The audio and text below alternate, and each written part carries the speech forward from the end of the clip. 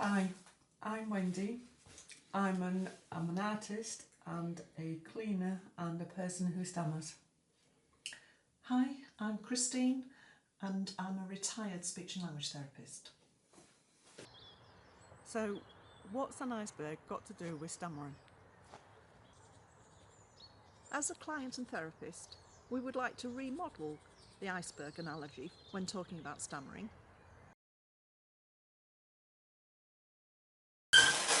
Thinking, yeah. So stammering is often represented by an iceberg. Mm-hmm. So why don't we explore different alternatives? That's interesting. I'm wondering, how could the stammering iceberg be remodelled with more warmth? Like the picture? Yeah. Yeah. That's interesting. And I was thinking about how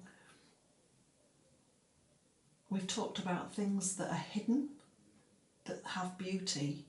Maybe we could use that to help us reflect about the iceberg as well. Use those concepts. That's a good idea. I've had the privilege that Wendy has been willing to share her experience of stammering with me since 2012. First as her speech and language therapist, and later as a partner raising awareness of stammering and offering support to people who stammer. Even now, we continue to reflect on our understandings about stammering.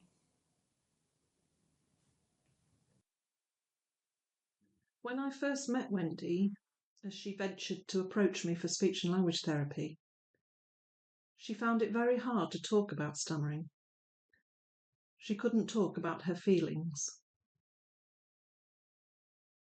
I used the iceberg analogy to try to help Wendy to understand the hidden, covert sides to stammering and why these aspects are so important. But I was unaware of Wendy's reactions. I don't remember much about our initial discussions about the iceberg. I didn't know what to make of it all. I just remember the visuals. It felt cold and isolated, and I wondered why it was an iceberg. Visually, it was nothing much to do with everyday life, and it didn't really inspire me. I didn't want myself to be modified into an iceberg. It felt a touch out from reality. I did learn there was more beyond the aesthetics, because Christine discussed this with me, but I still couldn't connect these discussions early on within the context of an iceberg. I was unaware at this time in Wendy's therapy journey that despite asking her to draw her stammer and to show me her artwork in therapy sessions, Wendy actually was exploring her stammering through her art on her own at first and later in her BA Fine Art course. It wasn't until I went to one of Wendy's art exhibitions that I realised that Wendy had been taking in the concepts I'd been talking about in therapy and telling her own story of hiding stammering, avoidance, through her art. This was one of those sparkling moments for me. I can remember saying to Wendy, "These are your icebergs." From that moment, I felt we had a platform from which to really start talking about stammering and communication in its fullest sense, finding bridges to connect with Wendy's world, to focus not only on the difficult narratives in her life, but also to search out better stories. Despite not really connecting with the iceberg analogy, Christine reminded me through therapy about the iceberg analogy, and with time, I I I did connect with the line, a water line. This was sort of a light bulb moment. Visually, it split the internalised underground away from the externalised or social connections. So this helped me.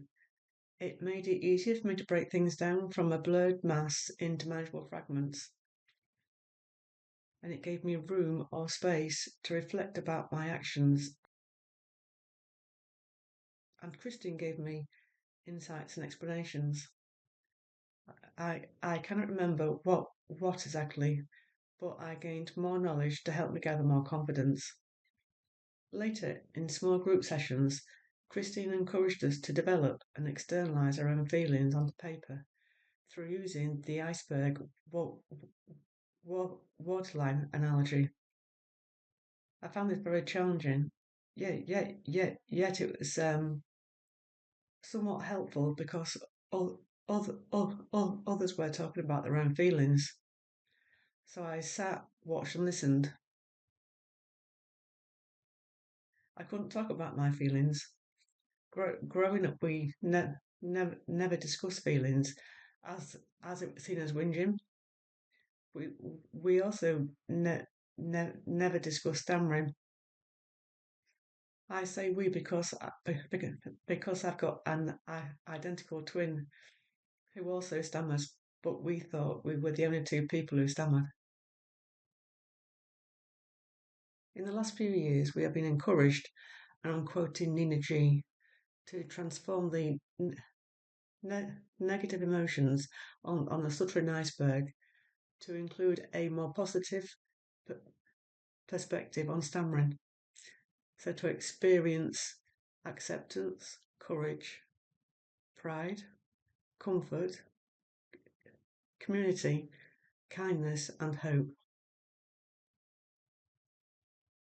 Discussions with Christine around openness and meeting up others who stammer help me dissolve hidden negative feelings, the hidden iceberg. Therapy was a difficult journey, but perseverance paid off with rewards which outweighed the difficulties. With the movement away from using a medical model to explain stammering towards social and relational models, we are being encouraged to look around the stammering iceberg to what lies within water, the social context to stammering. We know there is stigma attached to stammering in the form of stereotypes, prejudice and discrimination. This has effects structurally in the world in which we live, as well as affecting us interpersonally and individually. Wendy and I are still continuing to explore the iceberg analogy together. In our reflections, we decided to take up the gauntlet cast by Nina G and rewrite our own icebergs. However, Wendy still refused to use an iceberg. And then I found I couldn't fit my experience into an iceberg either. So we explored different analogies, broadening our concept of the stammering iceberg analogy. I found therapy very helpful and insightful. I'm not saying it wasn't, but something was still missing, and university life helped me to further build on the greater knowledge of stammering and explore on a broader level some social issues within the wider society, which answered some questions for me which were still hovering around. I realise now that my artwork, although now I don't see it as artwork, I see it as exploration work, was something that I needed to do. It was my evolving iceberg, externalising stuff as I journeyed through therapy and university.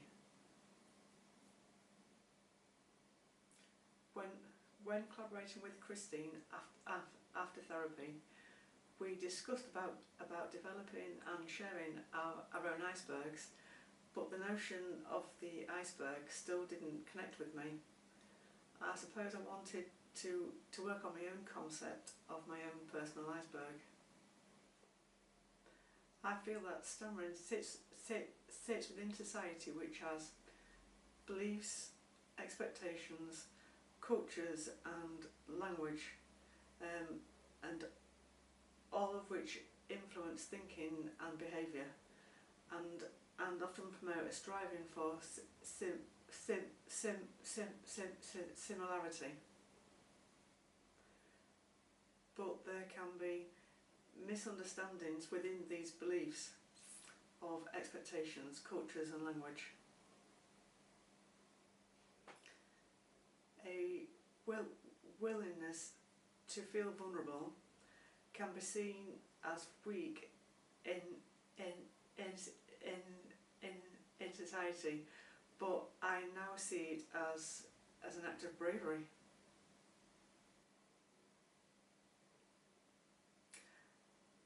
I also explored the notion of perfectionism in workshops and grew in my awareness that perfectionism and seeking fluency is not all it's cracked up to be.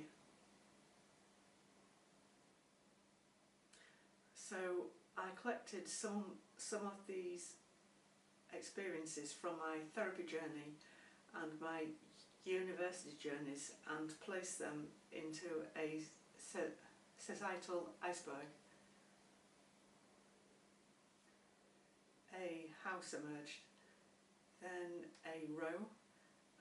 There was underpinned by their rocky foundations and with smoke-filled chimneys. So a lifeless street began to fill with people going about their daily lives, chatting and playing. So my stammering is now seen in the context of a street with houses and people interacting.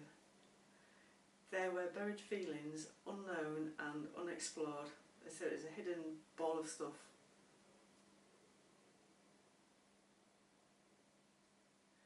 Experiences from within society didn't encourage me to be open about my stammer, but foundations or the underpinnings have been excavated and explored, not just in relation to myself, but in the context of my history, circumstances and wider society. Through the process of bringing stuff into the open, I found ways to be myself and found ways to further understand others. So my shed has grown into a house.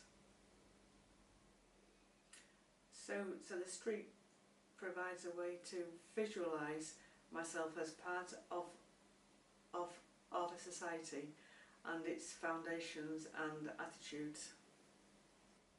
Growing understandings of all these allows more connections with other people and their houses. There is something very real, raw and mundane, yet beautiful, which comes from this struggle, this excavation and this wider vision.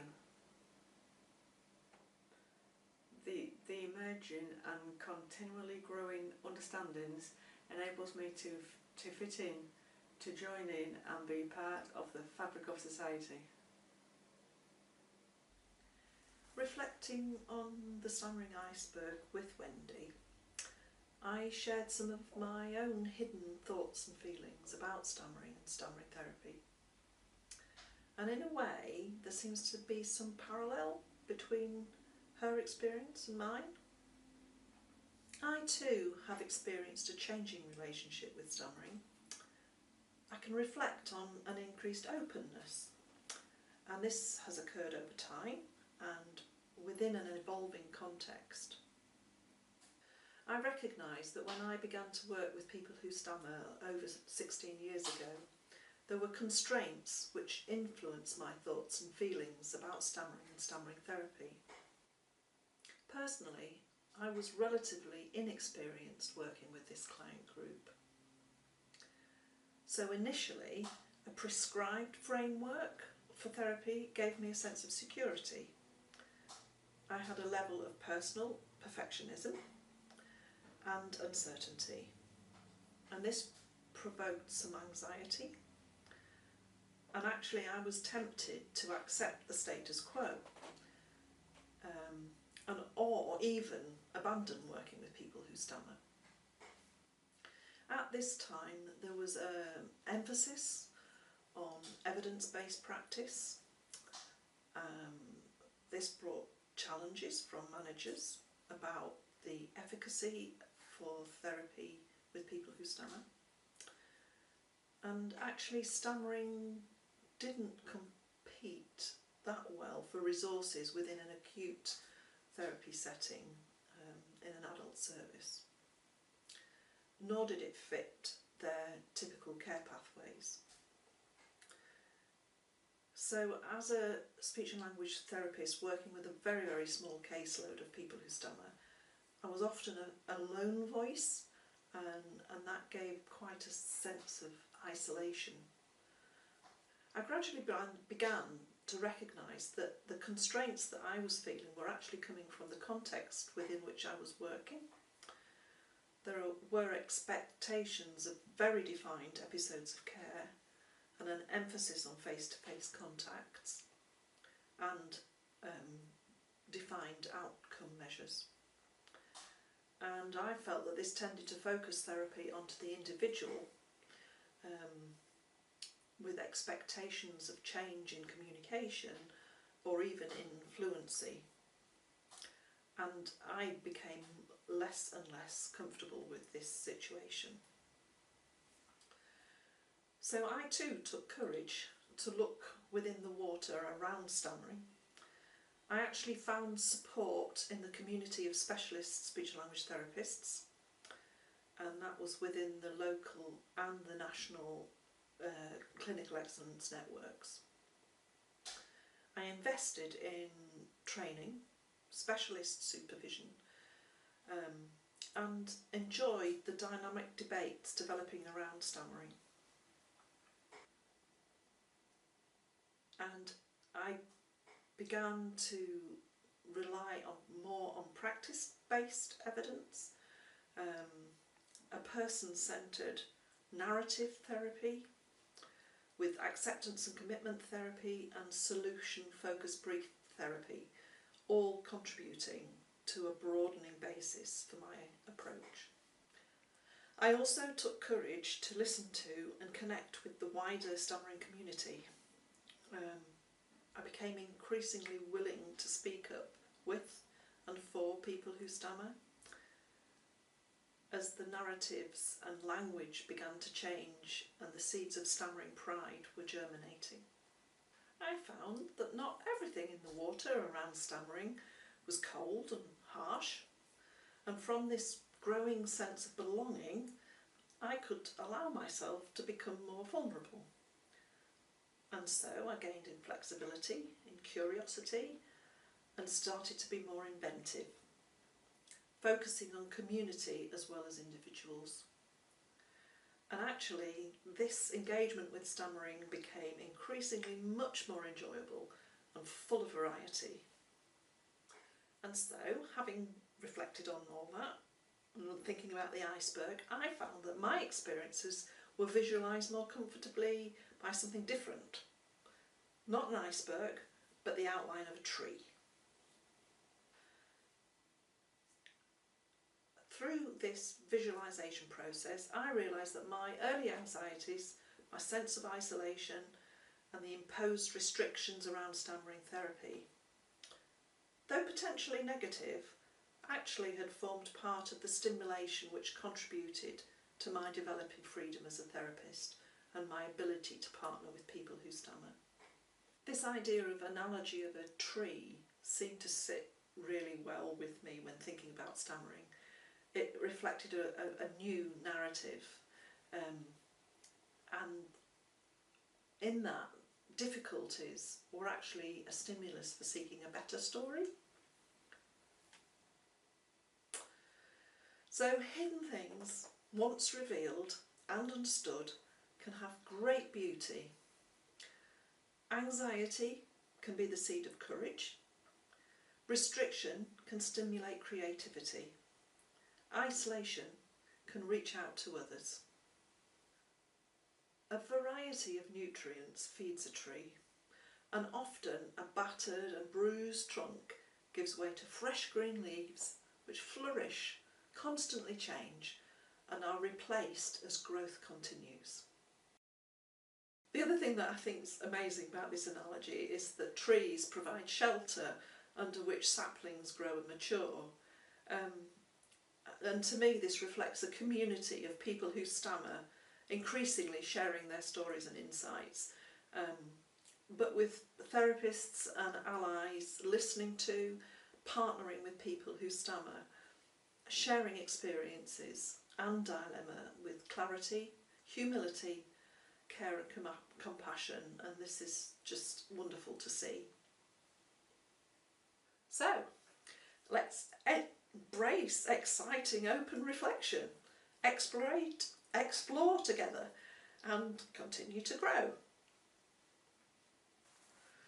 The analogy of an onion is, of peeling an onion, is often used to visualise exposing layers which may have been built up around stammering. In our reflective journey, Wendy and I have both increasingly unpicked our experiences, both as a therapist and a person who stammers, individually and together. From our current position of greater freedom, tolerance and acceptance, to choose when to hide and when not to, and to understand others' reactions to stammering and our own, we begin to consider that some of our previous experiences, though sometimes difficult to deal with, were in fact stimulating for growth to be understood and not necessarily discarded. Something which can sometimes be seen as negative can bring about something positive. If there's no past, there can be no future to build on. In looking around us in the world, things that are commonly hidden from view can actually hold a huge wealth of beauty and uniqueness, and let's hold on to that idea.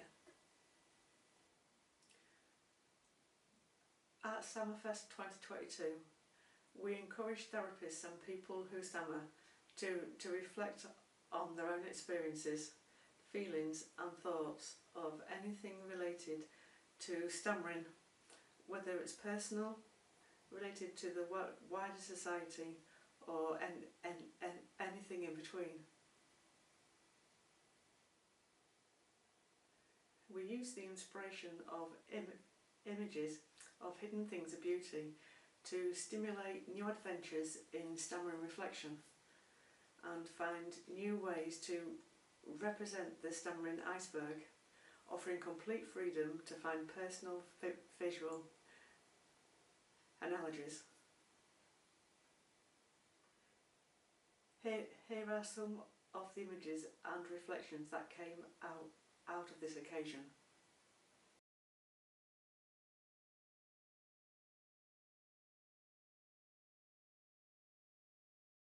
And what about you? What images reflects your warmer model of stammering?